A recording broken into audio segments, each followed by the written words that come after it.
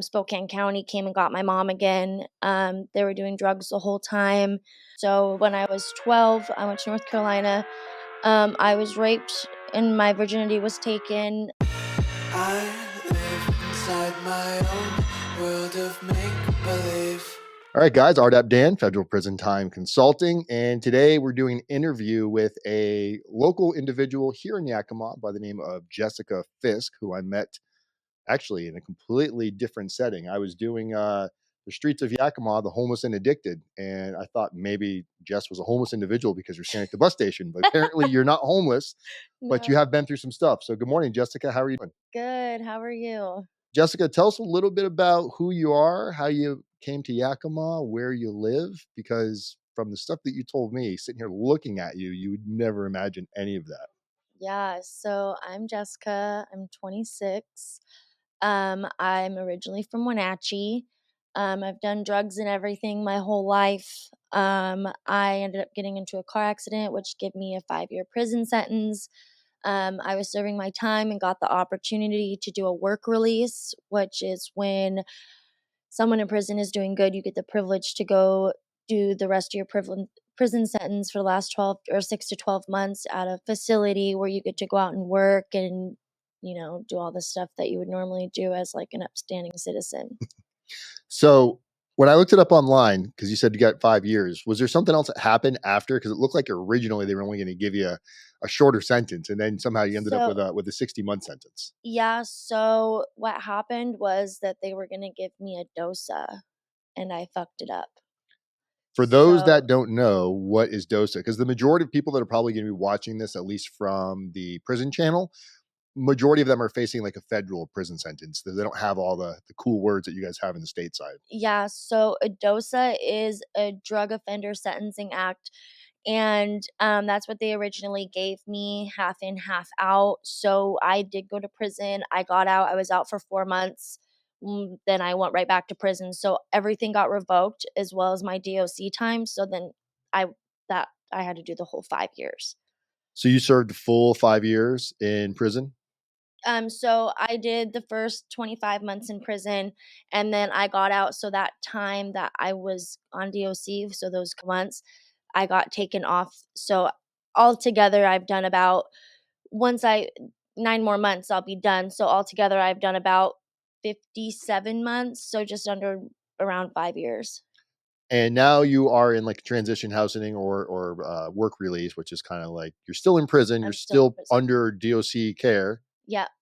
but you're get to go to work, you get to like eat real food, wear regular clothes, do cool Yeah. things like this. But you didn't just wake up one day and decide to go like, commit crimes. You have quite the background of how you grew up, your relationship with like your mother, the way you've viewed what a normal, healthy relationship is with boyfriend, girlfriend type stuff. So kind of tell us a little bit about who you are, some of the crazy things that you've been through, because not everybody makes it out the other side from some of the shit you've been through. Right. So, I was born originally in Federal Way. And my mom started cooking dope, selling dope. My dad was selling cocaine. And so I grew up like that. So I grew up literally in the same room of them cooking dope. My parents went to prison. My mom has been to prison like 3 times. My dad's been once for an assault. I went to live with this strange lady that my dad was dating that became like a second mom to me for a little while until my mom got out of prison the first time. Then we moved to Sela actually. And my stepdad was in work release. And then Spokane County came and got my mom again. They were doing drugs the whole time. My mom went back to prison. I went to North Carolina with my grandma. And this whole time that I was around drugs, this whole time, like it was normal. Like I've watched people shoot up and and so when I was 12, I went to North Carolina. I was raped and my virginity was taken. And my grandma thought that I was just because I was drinking and drugging then too, in North Carolina. And my grandma sent me on a plane back because she was mad. And so She was mad that you were raped. well, yeah, basically, and didn't want me down there anymore because I was being reckless. So when you say you were raped, and obviously feel free to talk about or not talk about whatever's uncomfortable, but was this by somebody you knew? No. So I was at a party, it was a New Year's party. I remember going like, yes, no, because everyone was gonna have sex at midnight and I was hanging around a bunch of older people. And I just remember waking up in the morning and I was bloody and I was just like not okay. And my grandma sent me back. I had checked, found my dad, and he'd make me sit outside while he had his prostitutes. So I was just running the streets and stuff in Wenatchee. This is not normal for a lot of people to be hearing. So Right. where your dad would make you sit outside while he had prostitutes at your where you guys lived? Yeah. We were staying in a motel, I think, which is one of the worst times. We were staying in a motel and he like was just my dad has always been very aggressive and mean. He's never been a really good dad. And so I came home from school and to the motel and this lady was there and she was telling me how great my dad was in all these ways that I didn't need to know. I was 13 at the time. Okay. And so my dad got mad at me because I was there. And so he made me go outside and then he threw all of my stuff out into the parking lot of the hotel. And then I kind of packed it up and just went to one of my friends' house at the time. Then I called my uncle and he came and got me and he was on his way back to prison. And I like idolized my mom's brother to the point where it was really like unhealthy because I was idolizing all the bad things that he was doing. And I wanted to go hang out with the big boys. So I went and hung out with the big boys and robbed a house, stole guns, went on the run, all of this stuff. And then he turned himself into jail to go to prison 2 days later. And I ended up staying at a trap house with his friends. What what takes place in a trap house for people that we all know it's some sort of a drug haven, but set like are people in there? Are there appliances? Is there tissue paper? Is it So can you take a shower in there? So the place that I was left at, yeah, and I call it a trap house just because there's drugs there. It's a place where they used to cook dope. To me, a trap house is if you're either cooking dope or selling dope. I've never really hung out in like, the dirty trap houses that like, are condemned and you can't shower in and stuff. Really never gone there. I have a couple times, but no, I was left there and, they were doing drugs and tattoos and stuff like that, and then I went across the highway to the other trap house, which is his other friend, and that's where I lived, and it was very dirty there, and there was a lot of people in and out, in and out, in and out. It was consistent chaos. There was always people fighting. It was just a mess. Were there ever instances where people try to take advantage of that or offering money, especially in an induced state of mind like that? So, I've never like, people have offered me for, like, prostitution and stuff like that, but, like, I've always valued myself in some way and, like, I never have stooped down to that level. Um, but I have, like, felt like I have had to sleep with my mom and uncle's friends to have somewhere to stay. And my mom So you've had to sleep with your mom's and uncle's friends Yep, to have a place to when stay, I was young, and these were, like, adults, like 40-year-old men, yeah. and you were a Like, teenager? I was, like, 13, 14. And your mom would w so would My your mom was in prison. so who I don't even know how to ask these questions. This is insane. This is like even though you've told me some of this briefly in a quick street interview we did, you're at home or you're looking for a place to stay? Would they come to you and say, "Hey, we'll let you stay here if you do this," or is it more of just kind of like, Like, I was just, like, left there. No one really took care of me. So, if like, they would just, like, come on to me and be like, "I'm taking care of you, and I've given you drugs, and your family's gone, and you have nowhere else to go," and, like, they would, like, guilt trip me into it, I feel like. And, some of these guys I've called my uncle, like, growing up, they were, like, my mom's and my uncle's best friend. I called them uncle, or I had, like, a nickname for them, like, I looked up to them, and then they hurt me, like, it's not like they hurt me. They did hurt me, but it was more of, like, an emotional hurt, because, like, obviously I did it willingly, but it's not something that I wanted to do. And I mean, let's be fucking honest. You were a kid that really doesn't even have the mental capacity to. Understand what's happening. Yeah, and these are grown adults. Where when this would happen during these instances, where would your mind go during the event, and what about after? Like, what would be the immediate reaction of them after they were finished? So my mind would kind of just go to a different place. Um, like I've always had this like one wish my whole life. Only wished for to be happy. And so I would just kind of put myself in a happy place and just pretend that it's not happening. And, and when it was over with, I just like act like it didn't happen really and How just would went how on would about they it. how would they act after the event? Would they just kind of go about their business? Yeah, basically just go about their business and act like it doesn't happen and everything just got swept under the rug, you know. Did you have any friends that were your age that had healthier family lifestyles than you that knew this was happening? It was really hard for me to have friends at school and stuff like that because one, my mom taught me to fight every time someone gave me a dirty look. Well, not necessarily a dirty look, but if someone I felt like offended or someone was bullying me or something, like I my mom taught me to fight. And so it was really hard for me to make friends. Also, where I was at was not a very big town, so the house getting raided all the time and all my interactions with cops and being in and out of juvie and all of that stuff, like people didn't want me around their kids. And I didn't really go to school very often. And I did have like a couple friends once I got a little older.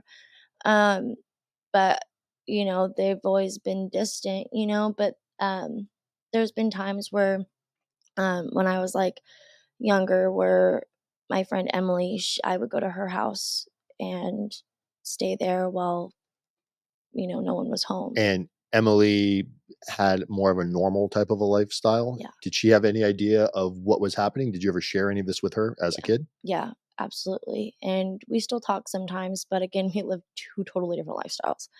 And I'm trying to change my life. And she's always been there for me, like, but, we've lived two different lifestyles. So, she was there when I had both my kids, like, in the room and everything. So we're close, but at the same time, like, we could be closer, you know? So when we see all of just the horrible situation that's out there in the world, not just Yakima, but everywhere, where you talk about drugs and addiction, mental health. And for some people that have never really been through it and they just want to say, well, just, take all the drugs away, tell these people to get clean and sober. I think a lot of it has to do also, if every friend you've ever had has been that type of a person, like we crave interaction with others. If you don't have healthy lifestyle friends, you can't expect somebody just to go. It's like going to solitary confinement. Right. They still want to be around. So how hard is it now? Because you're living even though you're still living in like a halfway, not a halfway house, but Work a work release. release. Even though you're still living in a controlled environment, you're going down a completely different path where you're creating new pathways, stimulation in your mind to where you're creating healthy relationships, maybe even still trying to learn what a healthy relationship is. And feel free to talk about your current relationship right now if you want to. Um, but how have you been able to make this segue from coming from that, like a dumpster fire of a life, of thinking it was not normal, but that's all you knew, to now trying to understand what it means to have like a pro-social healthy life? So going from that to this is a huge difference. And everything doesn't feel normal to me right now. Everything feels different. Um, Life begins at the end of your comfort zone. That is one of my favorite quotes because everything I'm doing right now is very uncomfortable. Having a job is uncomfortable. Actually, just this yesterday, I'm working at Denny's, and there was an ungodly amount of people. The whole restaurant was full. People were outside waiting to come in. When you're confined, being around all those people, I was having a panic attack. I was like, had to take 5 minutes. I was like, and so it's like a big difference. It's a big difference. And, you know, being in confinement like that and then coming, and like being able to transition out of it. And, I have to thank my mental health people because they helped me so much get through that. I wouldn't be able to talk about this stuff if I haven't worked through it already, and the transition, it's very hard, but right now I know my value. You know, I know I'm a good person. I know that I what's right and wrong, and I just have to apply it to my life. You know, I want a better life for myself. I want to give my kids a better life. I want to meet new people and have like a different lifestyle for myself. I don't want to have to keep going through the same things over and over. It's a never ending cycle in that lifestyle. So where you're at right now, you've been clean and sober how long right now? From everything, 6 months. And Is that's is I that the longest that you've been? I asked somebody one time, "What's the longest you've been clean and sober?" And they're like, "13 years." I was like, "Well, that's a long time." They're like, "Well, from the time I was born to age 13 and then never again since." So other than that, what's the longest period of time that you've been clean and sober? well, I was clean 1 to 9 or 0 to 9 to start with. So I started Okay. using drugs when I was 9. And then I was clean 18 to 21. So 2 years. And that's when I had both my kids. And so 2 years is the longest I've ever been clean. And that was just long enough to have 2 kids. So what happened? Because 2 years is a pretty long time. What happened after that 24-month mark that you slipped down the hill? I got into my car accident and they told me that I was going to go to prison. And which kind of sucked, you know? And when I went to prison, my kids had to go into custody because my mom couldn't get approved to get my kids and there was no for my kids to go. And so um I went on the run and they already had my kids and I went on the run and I just went off the deep end. And then when they finally my attorney it went from like 100 and something months to 96 months to finally 5 years or just under 5 years. And to hear you And say I turned finally just 5 years, I mean, that's still a long time. well, it's better than 100 and something months, you know? And so finally when he gave me that deal, I went and turned myself in, which was horrible. Like, I did not want to go turn myself into Spokane County. That is the worst jail I've ever been to. And I went and turned my ass in and I went to prison and, you know, I wasn't clean in prison. You know, there was times where I was clean, but I wasn't clean. Where were drugs as easy to get in prison as they were on the street? Um, yes and no. Um, some people would bring them in, like, on work crew and stuff like that, they'd bring them in. Sometimes the cops would bring them in. I didn't have a problem getting them, but at the same time, other people did. So it just kinda depends on who you are and, what's going on. So right now, you're going through your sobriety, you're going through the steps, you're working. We'll talk about other things you're doing, like you're going to school and stuff as well. We'll talk about that in a second. But as of right now, you do not have custody of your children, correct? No, they got adopted out while I was in prison, so I have an open adoption, that's part of the reason why I'm going to college. And for those that don't know what that means, when you hear my kids were adopted, is it a situation where you don't know who they are, where they are, or is there an opportunity for you to prove yourself and actually be able to gain custody back over your children? So the difference between the open adoption and the adoption is a closed adoption is where your kids are with somebody that you don't know. You never get to see them again until they're 18 and want to find you. It's a closed adoption. My kids and I have an open adoption. I know where they are. I know who they're with. I see my kids, and they have to. No matter what I'm doing, they have to go by what the adoption agreement the court did. So I still have contact with my kids, not as much as I'd like, but I do. So I'm grateful for that. And then I'm going to college because they're not allowed to adopt your kids out while you're in prison after you've done everything that they've asked you to do. But if you're in prison, they can't just adopt your kids out. They told me that if I didn't agree to the open adoption, they were going to take them from me for good. And that's why I'm going to college and why I'm going the route that I am with that because I'm going to get my kids back. Whether I have to go to school for the rest of my life and learn every little niche of the law to go back to court and fight for my kids. And two questions. So you're A, do your kids have to want to come back with you? One. And what are you going to school for? Well, I'm not quite sure if my kids have to want. I mean, I'm sure there's a part where they would have to want to come back with me. And the people I am so grateful and I am so blessed that they are with an amazing family. there with a very, very good family that take very, very good care of Would my kids. would that family, do you think, if it came down to that point where you had all your shit together, your own place, you're doing what a normal human being in society does, do you think would they be willing to part with the kids, or do you think the bond that they're growing, because these are Yeah. questions that I think anybody would probably wonder about. Yeah, and you know what? I don't think they would. I would think it would have to go through a court thing. Mm, But I would never take my kids from them permanently. Like if I were to get my kids back, I would definitely want them to be a part of my kids' life. that's cool. I wouldn't that's their mom and dad too. I've been in prison for a long time, so their dad's been fucked off for a long time. That's their my daughter's the only girl. There's 5 boys, I think, and my son including. You're talking about the family that has them Yeah, has so they have other they adopted people have as well. no, they have other sons. So Oh, they're biological. I think they have like 3 or 4 boys and then my boy and my girl. My daughter's the oldest. And that's their family too. No matter what, their blood or not, still their family. So I would never take them away from them. And as far as you know, the family that they're with, it's a healthy lifestyle. Yeah. They're going to school every day. They're eating dinner together. It's Yeah. it's it's a good environment. Yeah. So now you're obviously, time will tell. It seems like you're going down the right path right now. Then you're in school. Where are you going to school, and what are you in school for? So I actually get to go pick my classes on Thursday, so I'm very excited about that.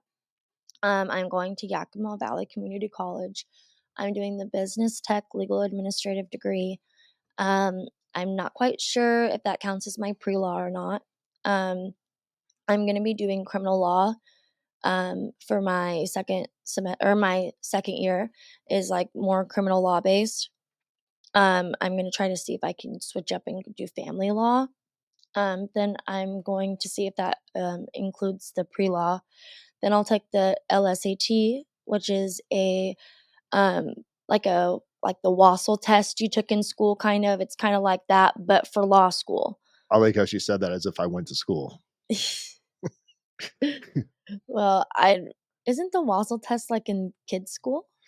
I honestly, me and school were like I didn't really go oil and either. vinegar. I got my GD in prison. So did I. Yeah. You know who'd be a really cool person? Have you ever heard the name Tara Simmons? We'll go with no. I don't think so. So Tara Simmons, she's an attorney out of the Seattle area, I believe, or Spokane. I got to verify, but Tara Simmons went through the prison system, and then after that, she everything you're doing. She went through it. She's being told, no, no, no, you're never going to be able to do this. She passed her bar exam, and she was accepted from the board of attorneys, and she's now a actively she's an attorney practicing law. So I think it's good to hear that you want to do that, but obviously it's an uphill battle. Yeah. I always tell people, especially people going into the prison system, getting out of the prison system, whether it's state or feds, when you're looking for a job after prison, it's going to be harder for somebody like us that has extra check marks against our name. But at the end of the day, it's a numbers game. If the average person's never been in trouble before, if they're going to get 1 out of 3 interviews, if they're going to land the job, for somebody like me and you, it might be 1 out of 100. That just means you got to go out and talk to 100 people before you're going to get your yes. Exactly. So that's good. Congratulations on that. Thanks. Do my best. So tell us what would you want people to know, because your story is filled with, uh, I mean, total just chaos as a young age, and it's not isolated. Like, you're not some weird statistic where you were just the unlucky one. I think what happened to you happens to a lot of Yeah. probably more young girls than boys. Not to say, look, guys, I know you got it tough too, but women in general are much more likely to fall into this, including my own daughter. Yeah. What's some advice you'd have for a young girl or somebody going through something that feels like there's nobody out there that understands? Well, there's always going to be somebody out there that understands. And always know your value. Um, I think there's a lot of girls and a lot of people that get take advantage of because they don't know their self-worth. And there's help out there. I'm sure that I could have gotten help if I would have looked for it. I just didn't look for it. I didn't know where, but there's always going to be somebody that is going to understand and that will be able to help. You know, you don't have to fall into these traps and holes and do what people want you to do if it's not something that you want to do. If you don't want to do it, then don't. When you were young going through it, were there ever times like when you hear like don't tell anybody or else I'll hurt somebody or hurt Yep, you? Did that ever happen? And absolutely. so when you're giving advice to a child, knowing you're an adult now, if you had gone to the police and told the police, what do you think would have happened now, knowing what you know? Well, I definitely think that you should say something. You know, I was raped really bad and told the police, and they didn't do anything about it. You know, but if the police don't do anything about it, tell somebody else. Tell your parents. If your parents are doing it, tell somebody else. Always say something to somebody. I kept a lot of those a secret for a really long time because I didn't want, and I still have it a secret. I still don't, I mean, my mom's probably gonna ask me about it Not for now. long. Yeah, my mom's probably gonna ask me about it now that I'm, doing this interview because she's probably gonna watch it. But, my mom and uncle's best friend, Vaughn, he did that stuff to me when I was young. And I always, they asked me about it and I said, no, no, no, no, no. It was an Vaughn answer. was your uncle, Vaughn was my uncle's best friend and and is still my uncle's best friend to Vaughn this is day. still around. Vaughn is still around. Vaughn is the one that would pimp you out, or he's the one that actually No, performs he some of these never nasty I never actions. got pimped out, but Well, he was the one that performed the actions, absolutely. so And what do you so think, like Vaughn? and he's What do you think Vaughn's going to see? I hope Vaughn sees this. I hope Vaughn's hiding right now somewhere because people like that, like everybody he's fucked still up. with a young girl right now, but she's over 18. She's my age. But you were a child when it But I was a happened. child. You weren't like 16, 17, No. 18. You were a little kid that should have been sitting on the couch playing with their crayons. Yeah. So fuck you, Vaughn. Um, Gosh, and so this is really kind of your first time like outing this, Yeah. you know. And this isn't live, so you will get a chance to review this before, kind of Yeah, it's think about okay. the repercussions because I I worked through mental health and stuff with it, good. so, I'm okay. Because a lot of people when they go through a lot of this and they share some of these stories, they think they're ready, but then you know people, why didn't you say something sooner? Like the judgments that you're going to get from people, which it's easy to judge somebody when you don't understand, but as a child, we already are so confused with what's right and what's wrong, and we trust this person would never do anything bad to me, and maybe this is normal. It's not like you have all of these thought processes that are worked out as a child. So it really does. Most people do not make it out to the point where you are. There's been a lot of kids that have been through rough times, but what we're talking about here is watching your parents cook dope, like as at a young age. That alone is and that's why this is so important to share these stories, because you're not the only one going through this, and it's not normal, and it shouldn't be okay for kids to go, oh yeah, that's just how we're brought up in the hood. That shouldn't Yeah. be a thing that's okay. So how do you think change can take place? How does something like this get prevented from happening? I think it's by you doing stuff like you're doing, sharing this content personally, but what are your thoughts on that? Yeah, sharing your story is a big thing, and I think a lot of it when I was younger is I tried to always make everybody happy. There was always a lot of aggression and a lot of anger and a lot of stuff going on around me, and I was always trying to make everybody happy, so I'd always bottle everything up. And, you know, not bottling things up and letting it all out is actually healthy and is good, and needs people need to do that more. I think sharing stories and letting people relate to you and being able to, talk about things and work through things and grow from what you've been through makes you a bigger and better person, and it helps you heal. If you don't talk about things, I was always taught when I was a kid is to imagine a box, an opened box, and all the bad stuff that's happening and whatever's happened to you, you put that in the box, you lock it, you throw away the key, and you shove it down deep inside. That's what you do. That's not what you're supposed to do. That's how I was raised. And I have done that for so long that I exploded. I literally went through I snapped. Like I was going to shoot myself in the head. I was overdosing myself on purpose. I was beating people up who Narcaned me. I was on a suicide mission because I could not handle it. I could not handle all the things I was keeping inside of me. And no one knew what to do with me. Everyone's like, what is happening with Jessica? And I'm like, I am going through it right now, and I literally went into a psychosis. I snapped. I went to a mental health hospital.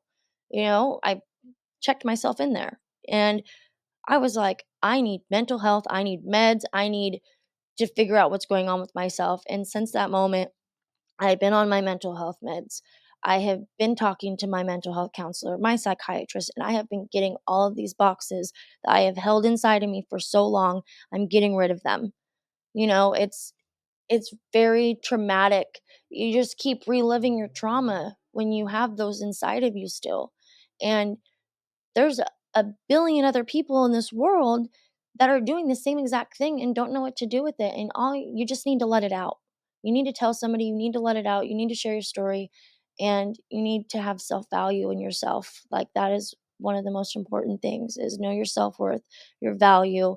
You know, you're worth it. You're a human being. You're living, you're breathing, and you can do whatever you set your mind to. I never thought in a million years I'd be at work release. I'd be sitting here today. I'd be getting into college. I got my GD in prison. You know, I don't like school, but I'm doing it, and I'm working, even in its anxiety, and I'm doing it. And you can do whatever you set your mind to, no matter what it is. Follow your dreams. There's dreams for a reason, and everyone needs to follow their dreams and do what's best, and just try to follow the right path no matter what you've been through. I live inside my own world of make-believe.